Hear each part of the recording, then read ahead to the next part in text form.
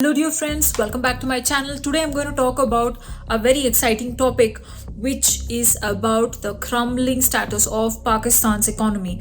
India and Pakistan, they achieved independence 75 years ago around the same day. But today Indian economy is moving leaps and bounds in terms of technology, in terms of economic progress, sustainability, bilateral relationship with other countries, you name it. But Pakistan's economy is crumbling. There is a very strong reason that these countries, which were supposed to be like a brotherhood, are right now in completely polar opposite directions when it comes to economic progress. What did Pakistan do wrong and what did India get right?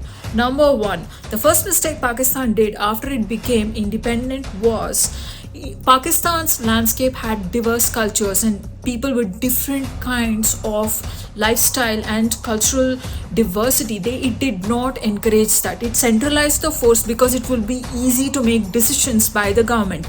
Because of this, people were subdued in their identity. People with cultural diversity were not able to express themselves. However, in India, every state was allowed to express their cultural diversity. Even though there are small tiffs and fights, we do take an opportunity in India.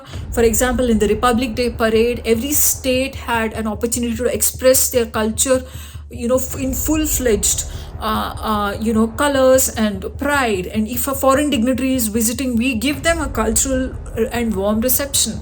We perform our cultural dances on many international forums. So our cultural diversity is encouraged, but in Pakistan it was subdued. Number one mistake, this made people very disgruntled. Second mistake, when United States told Pakistan that they want to create an auxiliary force which eventually became Taliban, so that American soldiers do not have to come to the Middle East to fight with their rivals, whether it's Russia or the Middle Eastern forces, where they're trying to achieve dominance on the oil power. Pakistan said, yes, we will become your auxiliary force. How can a country which is still making progress already become an auxiliary force of a Western superpower, and it is going to train a huge force of terrorists inside its country? How can a country agree to that? And Pakistan did.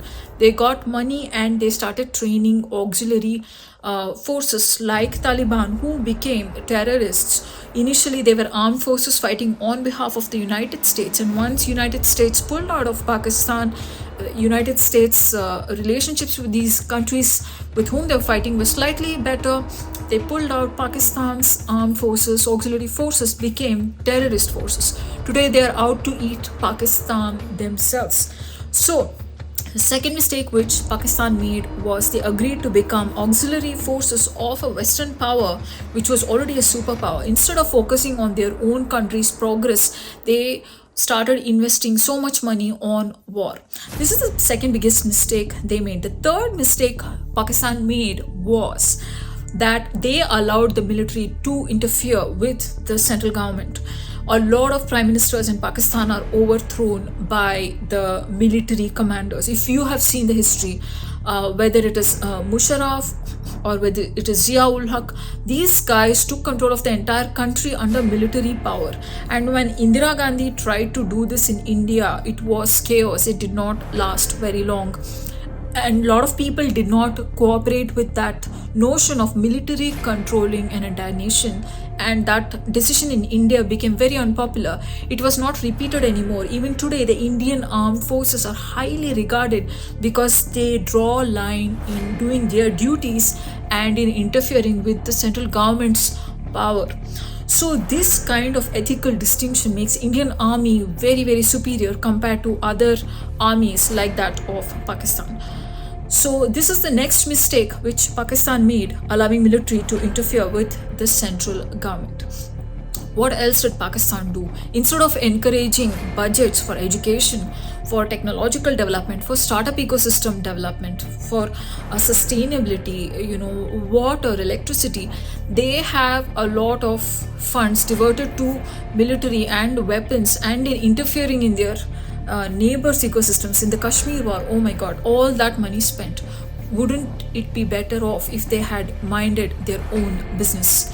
So guys, if you are in a country with lot of cultural diversity, don't feel bad and fight over these things, because these things make your country stronger. Don't make the mistakes which Pakistan has made, and today that it's on a verge of breakup. These states don't want to stay together, they want to separate and have control. Same happened with the Sri Lankan economy as well. A centralized power tried to subdue the diversity in the country, and they were a corrupt governance. How many more examples do we need to see to understand that diversity should be encouraged and people should learn to live in a tolerant way? Whether it is Pakistan or Sri Lanka or India or even here in United States in Silicon Valley, diversity is what has got maximum progress. So the lesson for us is to learn to tolerate diversity and to focus on ourselves, on progress and goals, and not war. Let's choose peace over war and learn lesson from Pakistan's crumbling economy, not to make these mistakes. If you love this news, if you learned something from this, please like and share. Support a fellow human being who is trying to run her YouTube channel. I would love to encourage fellow YouTubers to share this content and leave comments here to encourage and improve this channel. I'll see you next time with more exciting news and with my candid opinion on my channel. This is Vida Patil signing off. See you next time. Thank you.